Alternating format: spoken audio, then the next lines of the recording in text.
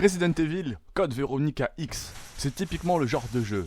Culte, bizarre, injuste, génial et frustrant.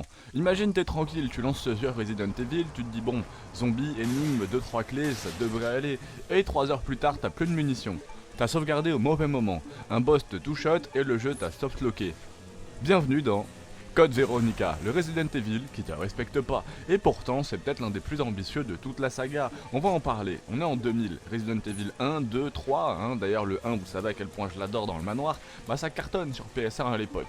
Tout le monde attend Resident Evil 4. Ce classique des Resident Evil. Mais Capcom sort un truc bizarre. Sur Dreamcast, en full 3D, cinématographique, plus long, plus difficile. Et techniquement, c'est le vrai Resident Evil 3 de base. Nemesis devait être un spin-off. Plot twist, vous incarnez Claire Redfield. Elle cherche son frère, Chris Redfield, qui infiltre Umbrella justement. Elle se fait capturer, direction une île prison, infestée de zombies. Et là le jeu prend une décision géniale. Ambiance ultra gothique, manoir délabré, laboratoire secret, base militaire, Antarctique. Ouais, on passe d'une prison à l'Antarctique. Normal. Et vraiment, l'école à l'ancienne. Il faut prévenir les jeunes joueurs. Code Veronica, c'est du survival horror pur sang. Pas de checkpoint, pas d'aide, pas de pitié. C'est caméra fixe, tank control, inventaire limité, énigme tordue, aller-retour interminable. Et surtout, le jeu te piège. Tu peux oublier des armes, donner des objets au mauvais perso, manquer de munitions et être bloqué 5 heures plus tard. Oh, aujourd'hui ça serait patché. À l'époque, démerde-toi. Et bizarrement, ça crée une tension de fou. Chaque balle compte, chaque soin compte. Vous savez mon amour pour ce genre de jeu sur cette chaîne. J'aurais peut-être même dû commencer par ça. Cette chaîne, vous y êtes sûrement pour Pierre Hunger à la base. Et vous savez mon amour pour ce genre de jeu.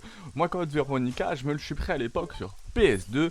Je jouais un peu comme ça. J'aimais bien les Resident Evil, surtout le 1.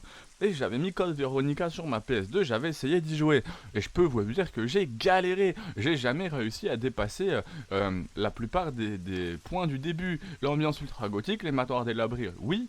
Laboratoire secret. Oui, mais alors l'Antarctique, j'ai jamais réussi à y aller. Après, j'ai jamais non plus cherché à y aller avec YouTube par exemple. Et parlons des boss. Oui, il faut qu'on parle des boss. Parce que là, Capcom était en mode sadique. Le tyran dans l'avion. Si t'as pas gardé assez de munitions, t'es mort. Tu recommences 2 heures. Le jeu te regarde et il rigole. Mais en même temps, ces moments restent gravés à vie. C'est du trauma vidéoludique comme Dark Souls avant l'heure. C'est exactement ça.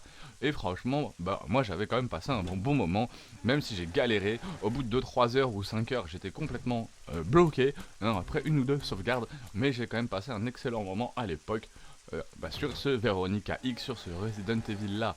Et les personnages. Ah alors là, on a peut-être les antagonistes les plus chelous de la saga. Vraiment, Alfred Ashford. Le mec se parle à lui-même, se déguise, rit comme un méchant d'animé. On est à 2 doigts du théâtre shakespearien. C'est kitsch, dramatique, ridicule. Génial. Resident Evil à 200%. Trop sérieux, mais totalement nanar. Et c'est pour ça qu'on adore. Vraiment, si vous voulez le comparer, R2, c'était un équilibre. R3, c'était de l'action. R4, une révolution complètement fun, c'était génial. Code Veronica, c'est le Resident Evil hardcore. C'est le Dark Souls des Resident Evil classiques. Moins accessible et beaucoup plus intense. Et pour 2000, c'était fou. Vrai décor en 3D, caméra dynamique, cinématique, très stylé. Franchement, moi j'ai joué en 2016. 16 ans après, ça se tenait.